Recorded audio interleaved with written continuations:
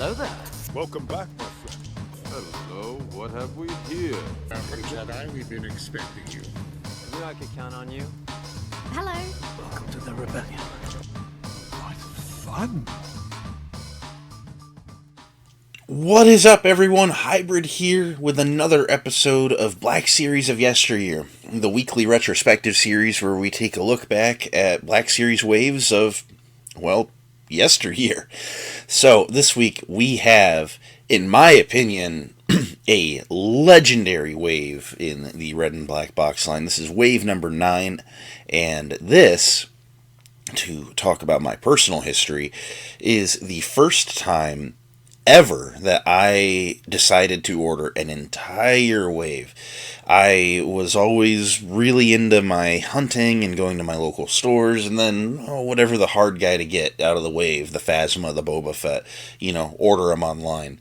But this wave was a wave of characters that I knew I wasn't going to be able to find anywhere, and I'm glad that I approached it with this thought process. These 6 figures were ones that I never saw at retail anywhere, and while most of them were somewhat easy to get on Amazon after, I just figured I'd better lock down the entire set, and again, super happy I did. So, and we're also taking a break from Rogue One on this wave, which is bizarre that we got an entire set of 6 figures in the middle of the Rogue One merchandising train. We didn't get anything from that movie in this wave, but some very good stuff all the same. So, to start it off with figure number 30, we have white dress Princess Leia Organa as seen in Star Wars A New Hope. Now, while this figure has definitely aged, at the time, this was kind of our standard with the painted faces. I really liked the soft goods dress at the time. It really allowed her to articulate freely. And the face, even back then, you could tell. The way they painted it, the paint was very goopy, it was very heavy, just big black dots on the eyes.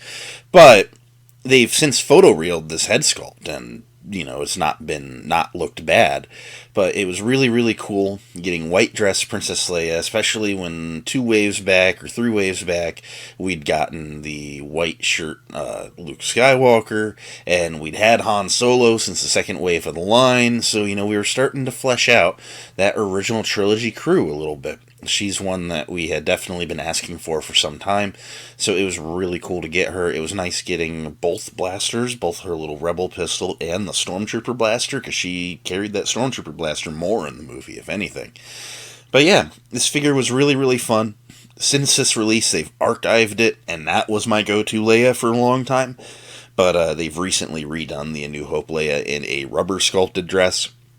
And while that does hinder the articulation a little bit more, I think it has finally been beat. But at the time, I was so happy to have this figure. Onward onto figure number 31 is the ATAT pilot, or the ATAT pilot. How do you pronounce that one? I think ATAT, because I think ATAT, because everyone's always like, ATRT, and, for all the other walkers, so. But this guy was so cool at the time.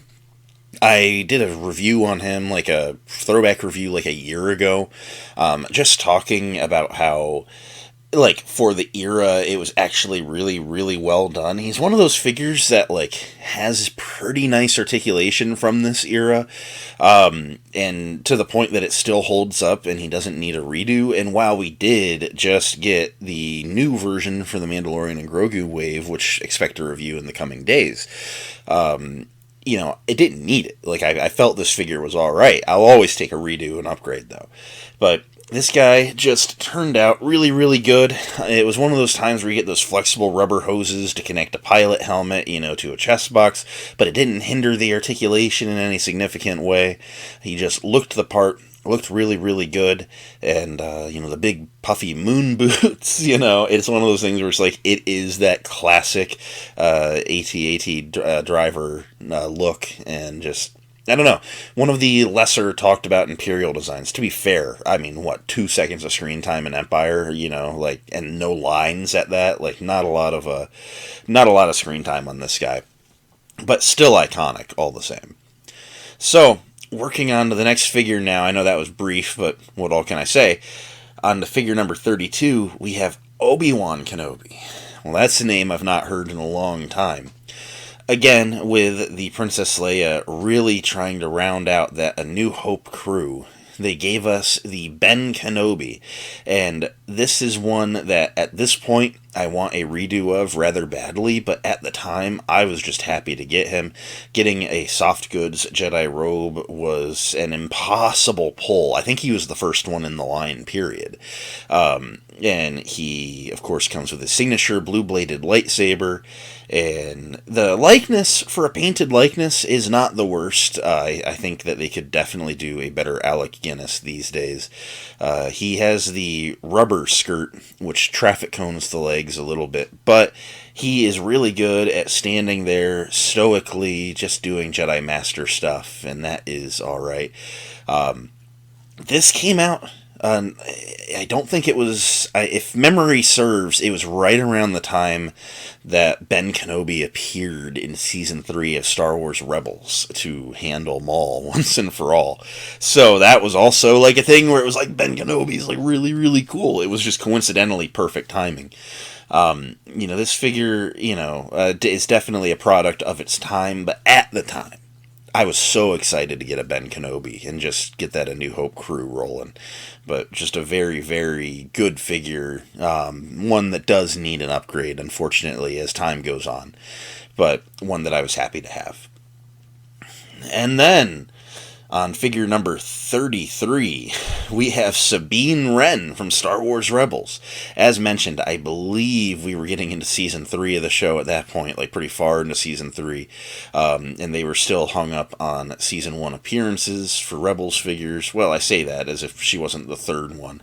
But Sabine here is in her Season 1 getup, and she, at the time, I was just happy to get a Sabine.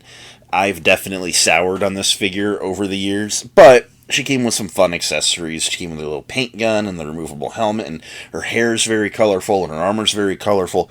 Definitely the most flashy Mandalorian in the line that you could get put on your shelf.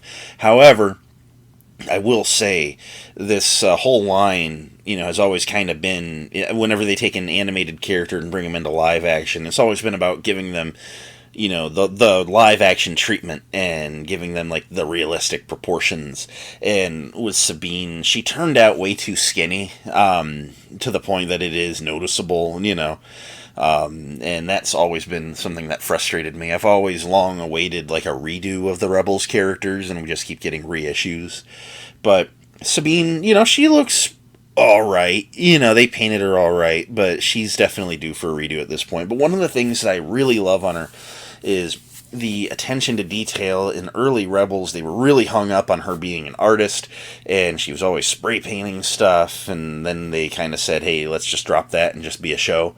And she got, she was always covered in like splatter from her paint gun, so they splattered up her gloves and her boots, and they really made it look like, she's been doing a lot of like graffiti work, and it's really, really cool. It was something that they gave her character very, like a lot of like detail to. I really like how this figure turned out deco-wise. I do think it's just time for a resculpt, as mentioned.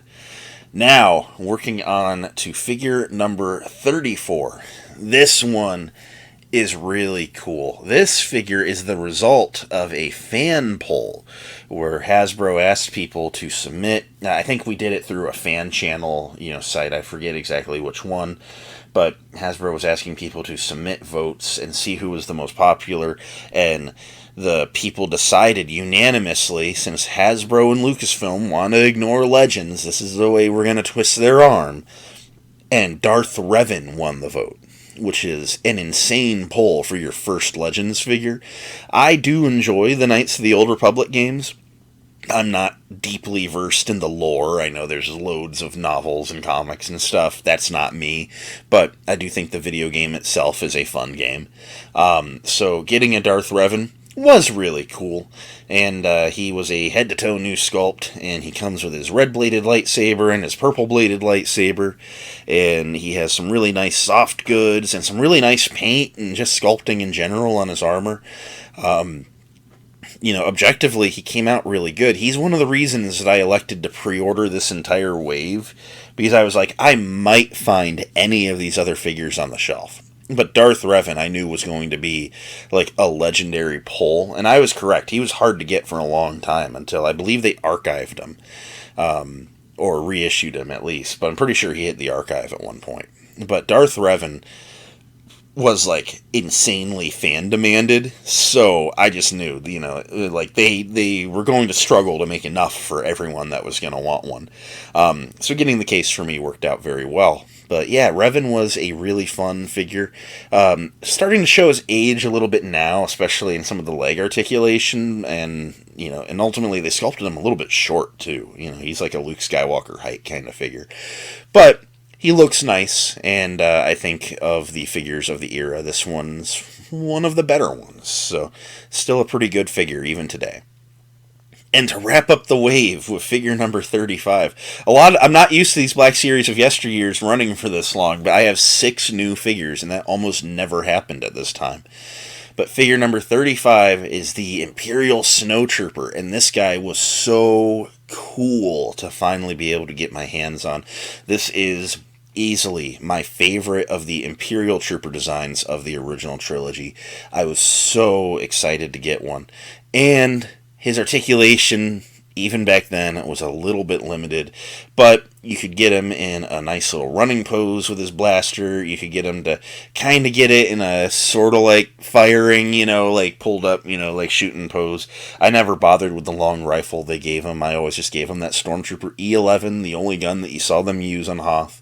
And while some of the articulation is definitely dated and wasn't even the best thing they could offer back then, he's very visually beautiful, and he's a figure that I'm happy to have 3 of in my collection. I probably would have army built the snot out of them if they, had gone a little bit harder on the articulation. But Mando and Grogu might serve to fix that.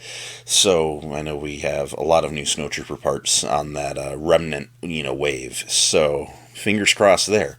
But this guy was super, super cool. I was super happy to get my hands on these guys, as many as I could, and it was just a really fun figure to army build.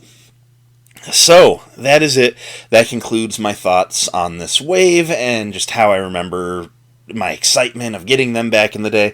Again, it's the first time that I ordered like an entire wave. I remember I got them on Entertainment Earth, and I just remember the excitement.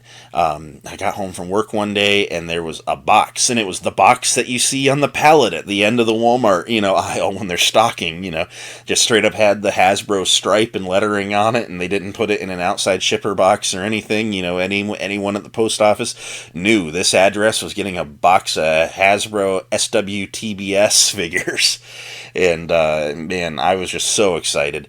This wave is one that's burned into my memory for that reason. I do think of this wave rather sentimentally, and I don't think that any of these figures are truly terrible in this wave. I think it's generally one of the better red and black box waves. It's just one that I had a lot of fun with. It was uncommon for me to, just order something and get 6 brand new action figures, the brand newest of the action figures you could get. So yeah, I was just really happy to have these guys. So that's all I got to say on this wave. Thank you so much for coming here and listening to me ramble and yap for a while. I'm going to go work on something else now.